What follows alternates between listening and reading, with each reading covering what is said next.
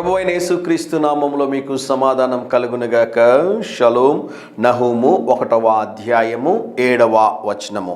యెహోవా ఉత్తముడు, శ్రమ దినమున ఆయన ఆశ్రయ దుర్గము. దేవుని నామానికి స్తోత్రం కలుగునుగాక. ప్రపంచంలో ఎవరైనా కూడా మనము మేలులు పొందుకొని మనము ఆశీర్వదించబడి దీవించబడి సౌఖ్యంగా ఉన్నప్పుడు అందరూ స్నేహితులే. డబ్బున్న వాడికి అందరూ స్నేహితులే అని వాక్యంలో రాయబడింది ప్రియులారా. అయితే గమనించండి ప్రియులారా, మనము సమస్యల్లో ఉన్నప్పుడు, ఇబ్బందుల్లో ఉన్నప్పుడు, కష్టముల్లో ఉన్నప్పుడు మనతో ఉండేటటువంటి వారు చాలా తక్కువ మంది. మీరు గమనించారా ఎప్పుడైనా? మీకు ఏదైనా సమస్య వచ్చినప్పుడు స్పందించేవారు ఎంతమంది ఉన్నారు? పరిశుద్ధ గ్రంథమైన బైబిల్లో ఉన్నటువంటి ఈ జీవము కలిగిన దేవునికి ఉన్న ప్రత్యేకత ఏంటి అంటే, ఆయన ఉత్తముడు, శ్రమ దినమున ఆయన ఆశ్రయ దుర్గము. నీకు కష్టం వచ్చిందా? నీకు ఇబ్బంది కలిగిందా? నీకు సహాయం చేసేవారు లేరా? అన్ని దారులు మూయబడ్డాయా? సాతాను అన్ని వైపులా నిన్ను ఏ పని చేయనీయకుండా నిన్ను కట్టివేసి బంధించి ఉన్నాడా? ఆ సమయంలో నువ్వు రావాల్సినటువంటి ఆశ్రయపురము దేవుని యొక్క సన్నిధి అని దేవుని సేవకుడిగా తెలియజేస్తా ఉన్నాను.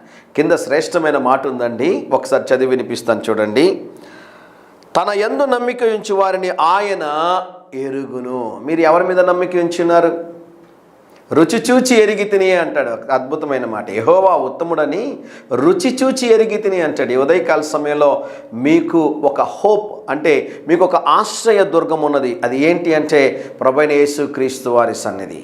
మీకు సమస్యలు అధికమైపోయాయా? ఇబ్బందుల్లో ఉన్నారా? కష్టాల్లో ఉన్నారా? ప్రభు సన్నిధిలోనికి రండి. ప్రభు సన్నిధిలోనికి వచ్చి ప్రభు సన్నిధిలో ప్రార్థించండి. ప్రభువా, నాకు ఆశ్రయ దుర్గము నీవై ఉన్నా, నీవే నా కోట, నీవే నా కొండ, నీవే నా దుర్గము ప్రభువా, ఈ సమయంలో నిన్ను ఆశ్రయిస్తున్నానని ఒక మాట చెప్పి చూడండి. పరిస్థితులన్నింటినీ దేవుడు మార్చి మిమ్మల్ని దేవుడు ఘనపరుస్తాడని దేవుని సేవకుడిగా తెలియజేస్తున్నాను. ధైర్యంగా ఈ దినాన్ని ఎదుర్కోండి. దేవుని సన్నిధి మీకు తోడుగా వచ్చునుగాక. ప్రియ పరలోకపు తండ్రి, ఈ దినం మా ప్రియులు తలపెట్టుచున్న ప్రతి కార్యములో జయమును అనుగ్రహించమని యేసు నామములో ప్రార్థిస్తున్నాము తండ్రి. Amen, amen.